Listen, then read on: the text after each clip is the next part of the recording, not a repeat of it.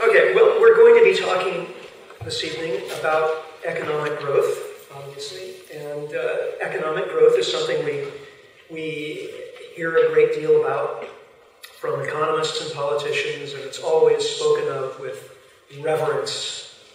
We love economic growth, and we want more of it, and we usually hear of it in terms that suggest that it's been going on for a very long time.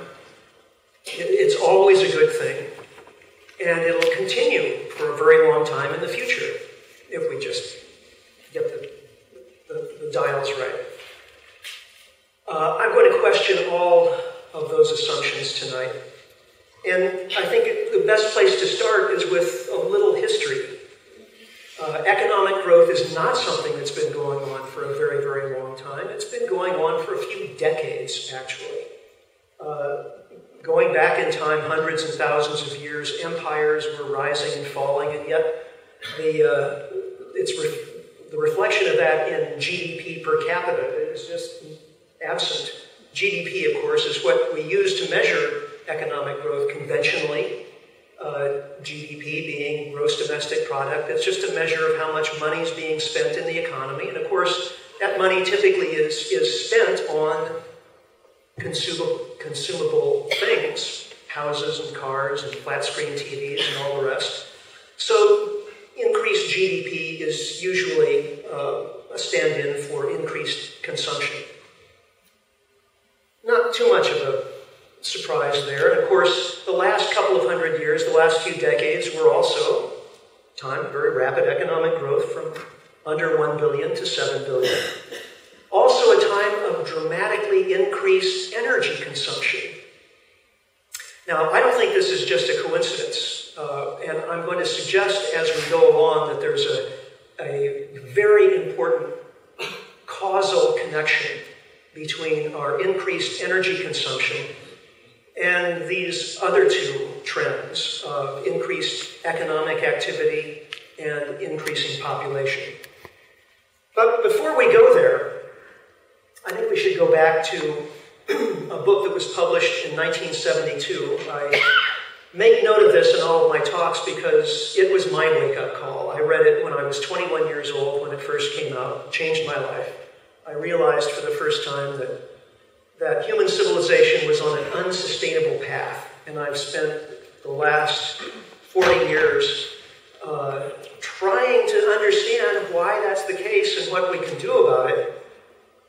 And it's an ongoing quest. But this book was a landmark for so many of us because not only was it the best-selling environmental book of all time, but it also was the first time that scientists had used computers to model the interactions between population growth, resource depletion, and environmental impacts or pollution. What was striking about the study was that the standard run scenario, in other words, when they plugged in the most likely values for these factors as they were likely to develop through time, the standard run scenario showed a peak and decline in world industrial output sometime in the early part of the 21st century. Now, this was an unwelcome result, and it meant that the limits to growth study became very unpopular in some circles, and a number of mainstream economists attacked it. And to this day, when many of us first hear about the limits to growth study, we hear of it as having been discredited long ago. Well, actually, it wasn't discredited long ago. It was attacked long ago using a systematic public relations strategy. But in fact, the best retrospective look at how limits to growth has held up over time was done by CSIRO here in Australia just a few years ago. And this was the conclusion, which roughly translates to, we're right on track. We're doing everything just fine. So, this evening I want to address a couple general questions. How is this process of population growth, resource depletion, and so on, how is it unfolding in real time right now on our planet, and what does it mean for Australia? So I'm going to address these questions using three baskets of factors, which are a little bit different from the ones that were chosen by the Limits to Growth authors. They didn't look at the financial system. It wasn't part of their analysis at all. But I think we've found over the past few years that actually the global financial system is as fragile as any of our environmental systems, in fact, and we humans have come to depend upon the financial system to a very large degree. So it really needs to be included in this analysis. Well, we'll do that, and we're going to start though with energy. As I said a few minutes ago, energy is a key variable in all of this. Why so? Well, energy enables us to do things. And in fact, if we didn't have any energy, we wouldn't be able to do anything. Now, the energy that we used up to the time of the Industrial Revolution was virtually all from renewable sources, ultimately from the sun, a bit of wind power and so on. We grew crops for food, and food is energy. But with the beginning of the Industrial Revolution, we developed the ability to use fossil fuels, to extract them from the Earth's crust and transform them into useful work. Now, fossil fuels have been created by nature over the course of tens of millions of years with very slow processes into which we had to invest no effort whatsoever. So it was sort of like an energy gold mine that we suddenly had access to. Think of it this way, and I'm going to focus tonight mostly on oil among the fossil fuels because it is the most economically critical. Virtually all of our transport energy is from oil. And so, if the oil goes away, that effectively means the trade economy goes away. Think of it this way. Perhaps you've had the experience of running out of petrol in your car, having to push your car a couple of meters off to the side of the road. That's hard work, isn't it? Well, now think about pushing your car for kilometer after kilometer after kilometer. How much work would that be? Well, obviously it would be an enormous amount of work. If you do the math, a single liter of petrol has the energy equivalence of several weeks of hard labor. Let's just say for the sake of convenience, and of course the numbers are a little soft because some of us are bigger and more muscular than others and so on. But let's just say for the sake of argument, a month's worth of hard labor. Now, how much are you all paying for a liter of petrol these days? About $1.50, something like that? So $1.50 for a month's hard labor? Where can you get labor that cheap? Not in China or India or anywhere else. Well, that's why we've mechanized every process of production and transport that we possibly could over the past few decades, and that has given us enormous economic advantage. When we speak of increased labor productivity, typically, there are exceptions to this, but typically we're not talking about people working longer hours or working harder. We're talking about people using more fuel-fed machines to accomplish more with the hours that they do work. So this is the secret to that very first graph we looked at of GDP per capita. But oil, of course, is a finite resource. We discovered that in my country, the United States, over time. The United States is where the oil industry got its start back in the mid-19th century. And for many decades, the U.S. was not only the world's foremost oil-producing nation, it was the world's foremost oil-exporting nation. Sometimes it's hard to remember that now because, of course, for the last few decades, the U.S. has been the world's foremost oil-importing nation. But in the early 20th century, in a typical year, the U.S. was producing half the world's oil. So we've had the experience with this stuff. In fact, more oil wells have been drilled in the US than in the rest of the world put together. Well, we reached our peak of discovery of oil in 1930, roughly. And 40 years later, in 1970, US oil production started to decline.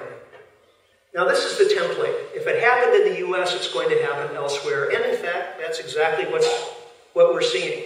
Country after country that used to be a major oil exporting nation is becoming an oil importing nation. It's happened to Indonesia. It's happened to Great Britain. World oil discoveries have been declining since about 1964. So the oil industry is changing right under our feet. And actual world oil production, just talking about crude oil now, never mind biofuels and butane and propane and other kinds of liquids that sometimes get added into the statistics for oil production. Just crude oil has been flat since 2005. Now, is it because the oil industry, the global oil industry, is just kind of holding back and not really trying very hard? Well, no, actually. Prices have been rising during this period. A barrel of oil sold for $12 a barrel in 1998, and today it's $112. So there's every incentive for oil-producing nations to cash in and bring as much oil to market as they possibly can, and there's every evidence that they're doing so. But so far, for the last 7 years, it hasn't made this graph budge very much. What's changed? Well, partly it's a matter of the low-hanging fruit syndrome. You know, when we go after a resource, we tend to get the cheap, easy, most easily accessible stuff first and save the nasty, dirty, expensive, hard-to-get stuff for later. And it's later. This is what the oil industry looked like in the 1930s. This is what it looks like today. When to get a barrel of new oil out of the ground, it sometimes requires drilling an ultra-deep water well, exploratory well that may cost $500 million to drill and still come up empty. So the industry needs higher prices to justify going after unconventional resources like tar sands, deep water oil, and so on. This, of course, has relevance for oil importing countries like the United States and like Australia, which, as you can see, actually did export some oil for a couple of years in the mid-1980s, but these days is using more oil and therefore importing more oil year after year. Well, get in line, because there are more countries wanting to import this stuff, and there are some countries like China that are importing substantially larger amounts every year, even though the amount available is static. So that means some other countries have to use less. And the US is in that category. It's actually using less oil these days because American motorists are not willing or able to pay $4 a gallon. Well, there's a relationship then between the price of oil and the economy.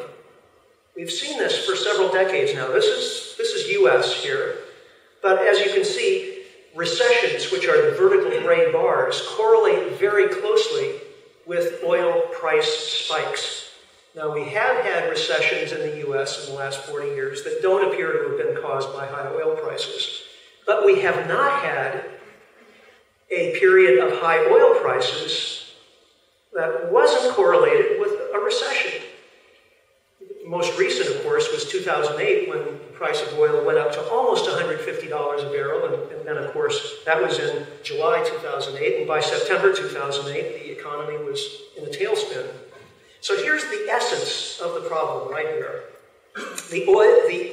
The price that the industry needs to develop new sources of oil these days is roughly $100 a barrel or more. Now, I'm not saying that we're about to run out of oil. New supplies are being found. The problem is those new supplies are expensive to develop, to produce.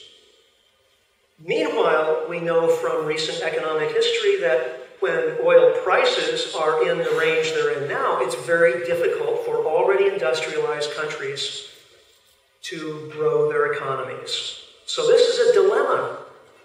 And if we just look at the oil situation all by itself, there's reason to think that we may have reached the end of the kind of economic growth that we saw during the 20th century. But there's more to it than that. This second factor, debt, is also rushing in to converge with high oil prices. And to understand what's going on with debt, I think it's useful to start a few decades back, and I'm going to tell you a little story. The story is about the economy of the 20th century in industrialized nations. The problem with the economies of industrialized countries in the 20th century, early 20th century, was that of overproduction. With cheap fossil fuels, it became possible to make consumer products in larger quantities than people would ordinarily want to buy them. So how to deal with this problem? There were several strategies that were ultimately hit upon. One was advertising, talking people into wanting to buy more stuff. Then there was the strategy of planned obsolescence, making stuff so that it would reliably break down, so you'd have to replace it with new stuff, or changing the appearance of consumer products so that everybody would want to have the latest model. But that wasn't enough. This, by the way, is an ad for a Studebaker automobile from the year 1910. A Studebaker car in 1910 cost $900. Now, that doesn't sound like much to pay for a new automobile, but in 1910, $900 was a lot of money. Not many people had that much cash lying around. So there was another strategy that was required in order to solve the problem of overproduction, and it proved to be crucial, and that was consumer credit. Making it easier for people to go into debt to buy things. It was a matter of consume now, pay later. Consumer debt pushed consumption forward in time so as to generate more economic growth up front. Right? And the assumption was that as the economy grows, then of course we can pay all this money, pay all this debt back, and everything will be fine.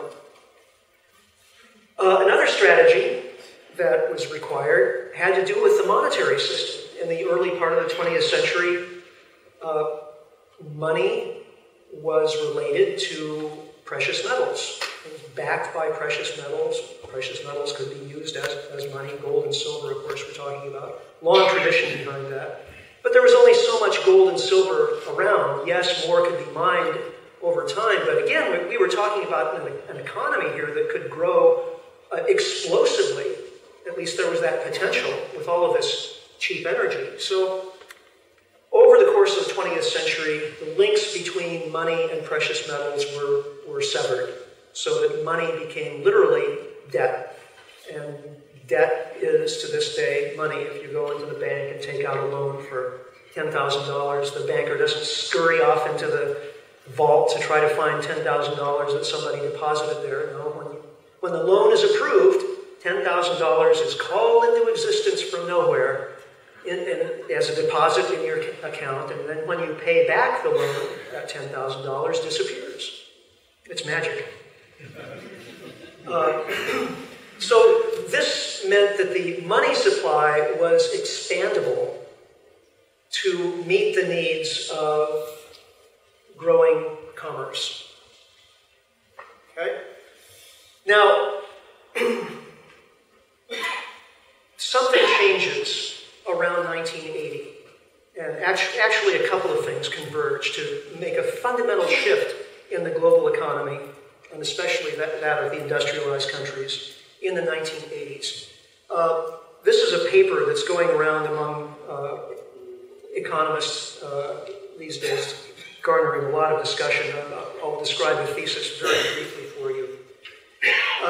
Robert Gordon suggests that there have been three fundamental periods of economic expansion during the industrial period. The first is correlated with coal and the railroads.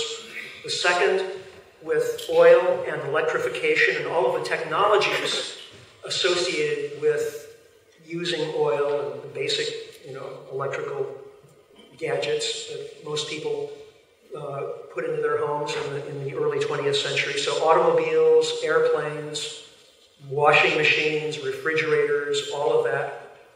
And that period lasts until roughly the late 1970s, early 80s.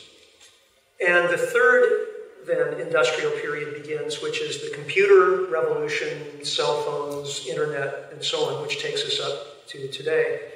Now, Gordon argues that the data very clearly show that of these three periods, the second was by far the most significant. So we definitely got a burst of economic growth from railroads, coal, so on. But automobiles, airplanes, electrification gave us the biggest jolt of economic growth in all of human history. There's nothing like it before, and there's been nothing like it since. He argues that what we have experienced as a result of computers and cell phones, the internet, and so on, has been a pretty small dose of economic growth in comparison to what we achieved in the mid-20th century. Now, this is important to understand from several standpoints, but one of them is that a lot of people suggest that if we're having problems with the economy, the solution is going to be technology. Technology is always going to be there to save us and make the economy grow and grow and grow. Well, Gordon suggests that may not be true because the oil and electrification revolution of the mid-20th century may just have been a one-off experience.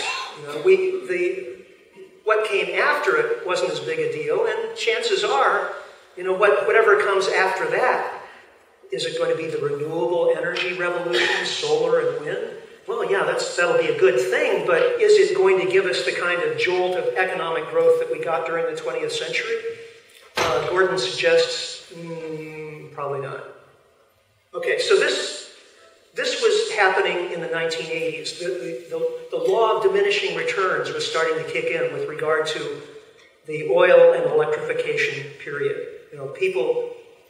Households had already bought their cars, had already bought their air conditioners and refrigerators and so on, and now it was just a matter of replacing those things as they wore out. That doesn't make so much economic growth.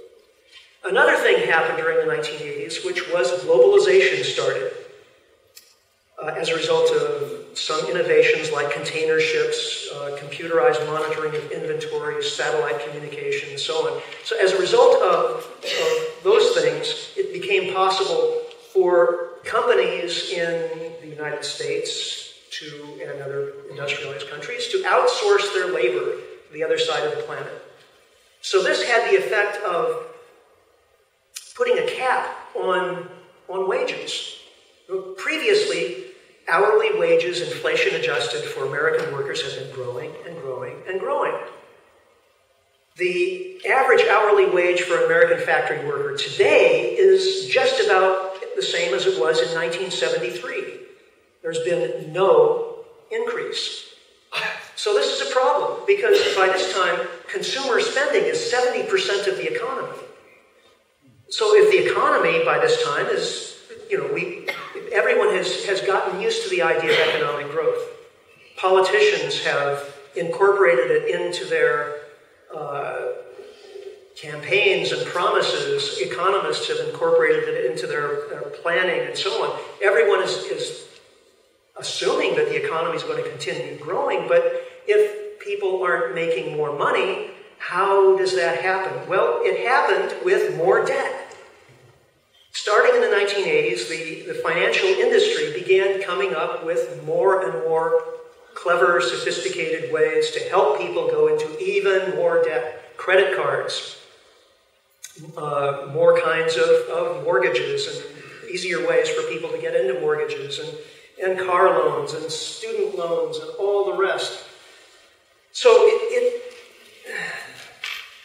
if you take out that loan for $10,000 that we were talking about earlier, that's an obligation for you to repay, right? But that same loan, from the standpoint of the banker, is an asset. Right? So if debt is growing faster than the rest of the economy, this is what starts to happen in the 1980s. This is the picture for the US. Debt is growing at 3 times the rate of GDP. Okay, so if debt is growing faster than manufacturing, faster than farming, that means that the financial industry is growing as a part of the overall economy. And that's what's been happening. The financial industry used to be, a bank on the corner, and they had this little sector within the overall economy. But the real economy was making stuff and selling stuff and so on. But now it's kind of gone the other way. The financial industry has become the Goliath in the living room, if you will. This is a picture of, again, the U.S. total debt. There's a lot of excitement these days about government debt, and clearly in some countries that is a huge problem. In the U.S. and Australia too, however, government debt was not growing any faster than other categories of debt, especially household debt, until 2008. What happens in 2008? The GFC, as you Australians say. We don't have that term in the US, but the global financial crisis. And so with the global financial crisis, suddenly trillions disappear from the global economy, virtually overnight, as a result of suddenly houses that were previously worth, 500, 700,000, suddenly are worth 300,000. The stock market tanks, and all of these things happen very rapidly, and literally trillions of dollars of value evaporate from the global economy. Governments and central banks step in to try to keep the economy from imploding by pumping in enormous amounts of cash. So the Federal Reserve was audited for the first time in its history, the U.S. Central Bank, just recently as a result of an act of Congress. And it turns out, according to this audit, that the Federal Reserve pumped, $16 trillion into the global economy in relatively short order. Now, that's a big number. How big is it? Well, it's larger than the annual U.S. GDP. And yet, with all of that money flowing in, the U.S. economy and economy of many other countries is still kind of fragile, just sort of hanging on. That's some gauge of just how enormous an event this actually was. This is Australia's private debt to GDP ratio, and as you can see, Australian households are in hock up to their eyeballs. Now, this was the statement at that time in 2008 by my beloved former president. He said, quote, "If we don't loosen up some money, this sucker could go down," unquote. By this sucker, I believe he meant to say the United States economy and, by extension, the global financial industry. Well, money was loosened up, and it still is being loosened up. The U.S. is deficit spending at a rate of $100 billion per month right now. Now, of course, all the politicians in Washington are very excited about that because, of course, you can't, at least according to some economists, you can't do that forever. That debt builds up to the point where the government can't make payments and so on, and the value of the dollar will collapse and so on. But serious economists tend to agree that if the government stopped deficit spending, if it stopped spending $100 billion into the economy every month, then the economy would go into a tailspin. So, we hear about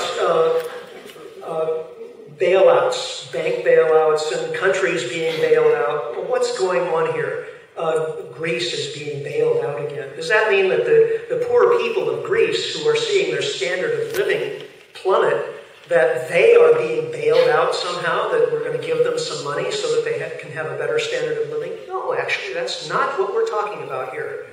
We're talking about loaning more money to Greece so that it can make payments on its existing debt so that it doesn't default on that debt, so that the bankers will get their money.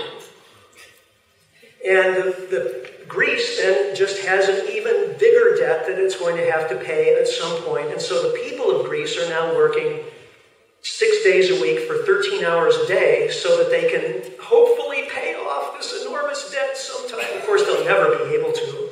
It's not going to happen. The hope is, well, if the economies of these countries start to grow at a robust rate, then they'll be able to pay off it. It's not going to happen. It's not going to happen. So the result is we're actually seeing increased economic inequality in many countries around the world. It's happening in not only the United States and in Greece and Spain and so on, but also in China. Economic inequality is increasing pretty rapidly. And again, you can't do that forever either. This is a trend that sooner or later has to reverse itself. And how it does so, under what circumstances, your guess is as good as mine. But there we go. We have reached limits to debt. And one can get lost in some of these opaque financial terms, but intuitively it's pretty simple. If you have so much debt that you can no longer make the payments, and the bank doesn't want to loan you any more money, you're at peak debt. And that's the point we reached in 2008, and we're still there. So, the third basket of factors I want to talk about has to do with climate. And the other two are imminent. We're already seeing high oil prices and over-reliance on debt choking off world economic growth. That's going on right now. Climate change, I believe, is going to come in later this decade to deliver the coup de grace.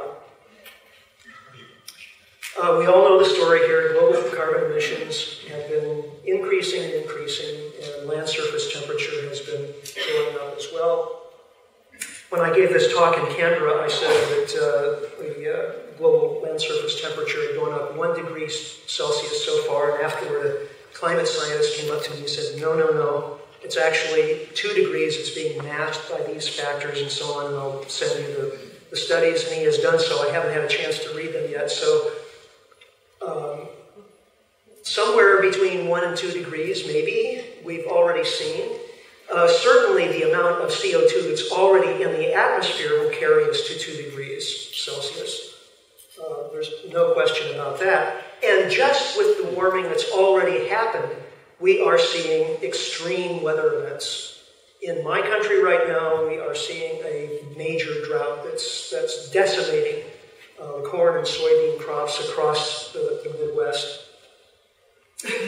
Also this year, we've seen a record melt of the Arctic ice cap. Now, what's the significance of that? Well, poor polar bears, I guess. Well, no, it's a lot more than that. It turns out that the polar ice reflects a great deal of solar radiation, and as the ice melts, that leaves dark water, which then absorbs more solar radiation. So this sets in motion a self-reinforcing feedback loop. As more ocean water is revealed, the ice melts, then that warms the water even more, so the ice melts even faster. So the consensus now is that there's no hope for the northern polar ice cap, and it will be gone during summer months, probably by 2020 and possibly as soon as 2016. Setting in motion even further self-reinforcing feedback. So we are looking then, what, at 3 degrees? 6 degrees? Who knows? Well, the melting of the polar ice and the warming of northern polar regions is setting off another self-reinforcing feedback, which is the melting of methane crystals that are in frozen tundra and in methane hydrates under the ocean floor. So methane over the short term, over a 10-year period, is about 100 times as powerful a greenhouse gas as CO2. So there's the possibility that if a great deal of this methane is released, and we are seeing methane plumes now appearing over the Arctic, if a great deal of this methane is released into the atmosphere, we could see really dramatic warming and over a fairly short period of time. But now we're in the area of speculation. Clearly, if we got to 10 or 20 degrees, it would be the end of civilization and possibly even our species. So let's hope we don't go there. But this talk is about economics. So all we really need to establish here is that sometime over the next few years, these impacts are going to increase to the point where they overwhelm our ability to grow the economy. And such an argument is pretty easy to make at this point. Okay, so here we are. We've been on a speeding freight train, but it's not going fast enough for our taste, because every year we want more. Politicians want more tax returns, which will come from a growing economy. Investors want more returns on their investments. We want more jobs, all the things that a growing economy will give us. So every year the train is speeding up, and we want it to speed up even more. And it feels so good, doesn't it? I mean, human beings have never lived in anything like the kind of splendor that we enjoy in the industrialized world today. The level of creature comforts and consumption that we take for granted is just unprecedented. Economic growth is everything we can possibly want. But we live on a finite planet. We can only do this for so long. How long? Well, it has a lot to do with doubling times. Anything that's growing at an exponential rate has a doubling time. The simplest metaphor I can think of, or maybe the most colorful, is that of a baby hamster. It grows very rapidly. It actually doubles its body weight every week. Now, what if we had a magic hamster that could continue doubling its body weight every week for one whole year, 52 doublings? How big a hamster would we have? Would it be a 50-kilo hamster? Would it be a 500-kilo hamster? Actually, it would be, the math has been done for us by the New Economics Foundation in London. It would be a 9 billion ton hamster. That's just 52 doublings. Okay? That's the magic of compound or exponential growth. Well, we're trying to be that impossible hamster.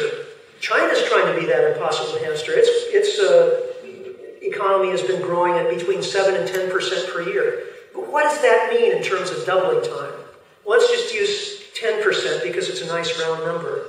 At 10% annual growth, a quantity will double every 7 years. So think about that. After 7 years, China's economy is twice as big. After 14 years, it's 4 times as big. After 21 years, it's 8 times as big. How many times can China's economy continue to double? Even once? Right now, China's using half the world's coal, 4 billion tons per year. Is that going to double?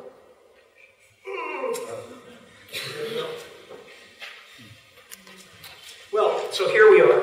I am an American. I'm a guest in your country. It would be presumptuous of me to advise you what to do with your country. But I will suggest there may be a choice in your future. And what you all appear to me to be doing right now is banking your economy on exporting raw materials to a growing Chinese economy. What can be wrong with that picture? Well, if China's economy can't continue growing at 7 to 10% per year, and I think there's good reason to think that it can't, then what does that mean for Australia's economy? And here's the situation. China has an export-based economy, and its customers are, to a large extent, North America and Europe, whose economies are going to start shrinking very soon now. So what's that going to do to China's economy, and therefore China's appetite for Australia's resources? You've already had the warning signal. I was interested to see this quote from Martin Ferguson a few weeks ago, and of course he was immediately forced to retract it, but maybe he was saying something that really is an important truth, an inconvenient truth, if you will. Well, okay, if Australia's economy isn't going to grow and grow and grow because it's exporting more and more raw materials to China, what does that mean for Australia's population, which has been, it's grown 12% just since the year 2000. Here's the Australian Bureau of Statistics saying that by the end of the century, Australia's population could double or triple. If the economy isn't growing, that means that per capita GDP would fall by half or 2/3. So people would be living in probably pretty unpleasant circumstances. So this is a reason to take population seriously. Now, I think it's probably too late to take proactive measures to keep these bad things from happening that we've been talking about. There certainly are things we should be doing to reduce greenhouse gas emissions, to get off of oil and to reduce the role of debt in our economies and so on. But we've been doing these things for decades, and the amount of time we have before the really negative impacts reach us is very, very small. So the reality of the situation is impacts are on their way. Doesn't matter what we do at this point. So it's important that we make our communities, our economies, more resilient so that we can absorb those shocks and keep functioning. What does that mean? What would that look like? Well, in many ways, it would look just the opposite of the trends that we've been pursuing over the past few decades from an economic standpoint. We've been pursuing economic efficiency. Now, efficiency is often a good thing. If we're talking about energy efficiency, putting in insulation and buying more fuel-efficient cars, those are good things. But economic efficiency is a bit different. When I'm talking to American audiences, I explain it this way. If you can grow corn cheaper in Iowa than anywhere else, then you should grow all of your corn in Iowa and nothing in Iowa except corn. That's economic efficiency. But it makes for a very brittle food system, because if your Iowa corn crop fails, as is happening right now, then nobody has corn and Iowa has nothing. So you create a more resilient food system by maintaining inventories and by localizing production, by diversifying production. That flies in the face of economic efficiency, but there are other things that are important in life. Yeah, economic efficiency may be useful in certain situations, but think of it as a scale, 1 to 10. We have gone really far to one side of that scale or that spectrum. And maybe now we need to rebalance our economies more in the direction of resilience. If we're not going to have much more economic growth, or maybe even economic contraction in the years and decades ahead, how do we prepare for that? How do we reorganize our economies so that they can continue to function in that situation? Now, a lot of economists won't even contemplate a non-growing economy. It's just, it really sounds like the end of the world. But come on, Remember that very first slide? We didn't have GDP growth for centuries and millennia. We're not talking about inventing some new kind of steady state economy. We're talking about going back to normal. So it shouldn't be that hard. Now, GDP is something that we've only had since World War II. And since World War II, economists and policymakers have decided that GDP is the single measure that we're going to use for economic and societal well-being. Well, it turns out it's a really lousy metric because, all it measures is how much money is being spent in the economy. You can spend money on a lot of things, and life may actually get worse as you're spending money on disaster recovery or, more military hardware or something else, or putting more people in prison. Does that make a better society? Probably not. So more complex indicators, something like a genuine progress indicator, or as the people of Bhutan have experimented with over the past few decades, a gross national happiness indicator could do much better for us than GDP. Currencies, maybe, that are not locked into interest-bearing debt might help us get through this transition. I include worker ownership because most of our corporations are corporations that sell shares of stock on the stock market, right? And when you have a company like that, its first priority is to increase its dividends to shareholders, right? And the value of its stock. That's the first priority of the company. It's not to make sure that workers have jobs or customers have high-quality products. Those are means to an end. So that kind of corporate structure actually, it requires continual growth. And all of these companies it's grow or die, quite literally. Grow or be consumed by another company. It doesn't have to be that way. Family-owned companies or worker-owned companies can continue to provide work for their labor force and continue to provide good products without necessarily having to grow every year. In fact, they're able to adjust relatively well sometimes to off years. And then finally, stabilization in population and ultimately reduction in population. It would be a good thing.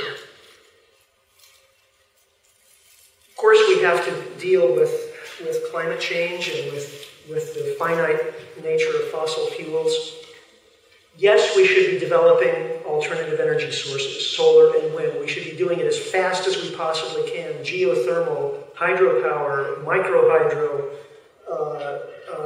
wave power, on and on, lots of possibilities. But the reality is, it takes time to change the energy infrastructure of modern industrial society. For the world as a whole, it's going to take many trillions of dollars in investment capital at a time in history when investment capital is getting kind of scarce. And these are different kinds of energy sources from what we've been used to. Oil and coal, we just pour on the burner when we want them. Whereas solar and wind are intermittent. The sun isn't always shining, the wind isn't always blowing, so we need storage capacity, we need long-distance transmission corridors, and these take even more investment. So at the end of the day, any serious energy analyst has to come, I think, to the conclusion that as fossil fuels go away, we're going to have less energy. And particularly for transportation, because we can have more electric cars than we currently have, but it's unrealistic to imagine that we're going to have a global fleet of 800 million or 1 billion electric cars, and we're not going to have any electric airliners. The physics just doesn't work. The energy density of batteries is just off the scale small in comparison to the energy density of kerosene. So we have a different kind of transportation future to look forward to. We should be pre-adapting to it, reducing our need for transportation, rethinking our cities so that people don't have to get in cars to get to work or to buy the basic necessities. Our buildings don't need to have external energy inputs for heating and cooling or even electricity. The passive house movement in Germany has produced tens of thousands, well, actually about 20,000 buildings so far. Germany can be a cold place in the winter, and yet these are buildings that require no external energy input for heating or cooling. So it certainly can be done. We should be retrofitting our existing buildings. We've created, with industrial agriculture, a food system that depends on fossil fuels. We use 7 calories of fossil fuel energy to produce and deliver every calorie of food energy. That's a food system that's almost designed to fail under the circumstances that are entirely foreseeable, dead ahead. But just to finish up with agriculture, there are plenty of models already out there of organic and biodynamic and permaculture farms that use no fossil fuel inputs in terms of pesticides and herbicides and fertilizers, and in many cases, much reduced inputs in terms of farm machinery.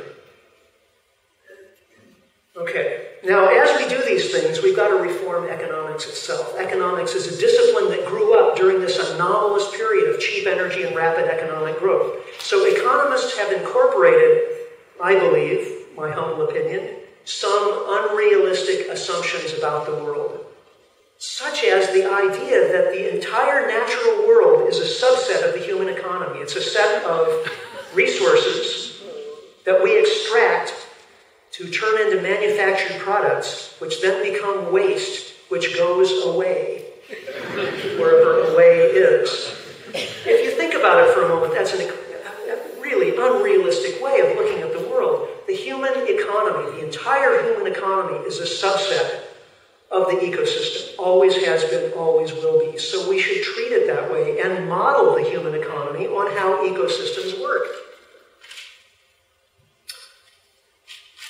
Growth in population and consumption is not sustainable. Now, when I use the word unsustainable, I don't mean it's insufficiently eco-groovy.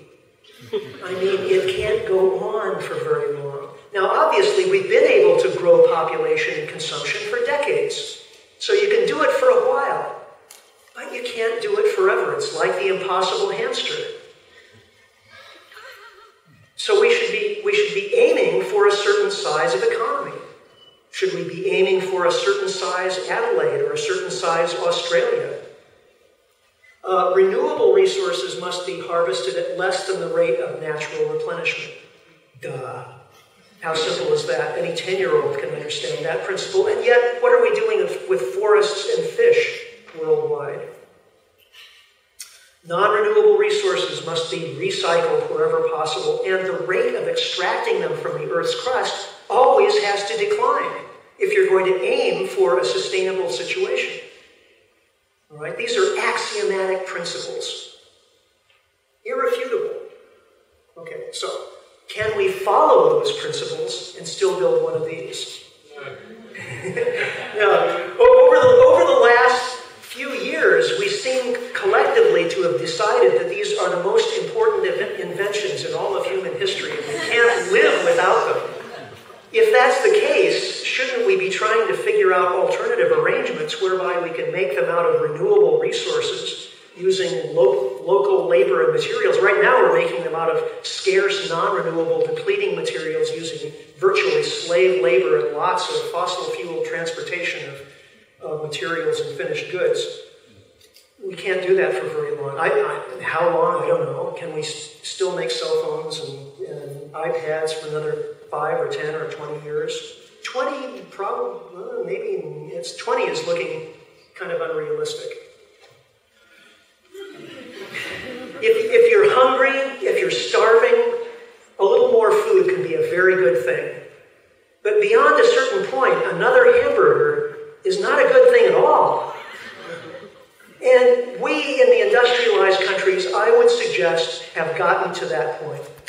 Growth is actually not making us any better off. We're working harder, we're going into more debt, we're becoming fascinated with objects and taking our attention away from our families and our relationships and the natural world around us, which are the things that happen to give us the most real satisfaction in life. So as we reform our economies and our economic theories and all the rest, I think, even though I may have said some kind of gloomy things this evening, I think it's important that we keep our attention on what we can actually improve. We may not have GDP growth to look forward to, but we can still improve the human experience, the human lived experience, our culture, our community life, our family life. These are things that don't require necessarily a lot of consumption in order to optimize. So we could get to work and see just how great a culture we could create over the course of the next few years, few decades, few centuries. And wouldn't that be an interesting project? Okay. So it's not all gloom and doom, but I would suggest we are at a fundamental turning point.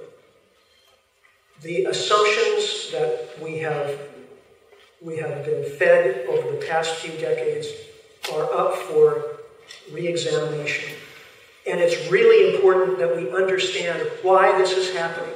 Because if we don't, I think scapegoats will be paraded in front of us. As economies fail to grow, we'll be encouraged to think that this group over here or that country over there is keeping us from achieving our destiny. And pursuing that line of effort isn't going to do anyone any good. It's like dealing with the problem of peak oil by invading the Middle East. How smart is that? It would destroy resources and make resources unavailable and burn up all kinds of resources for what? Better just to appreciate this moment of history, understand it, change our expectations, change our behavior, and move on. Move on to something better.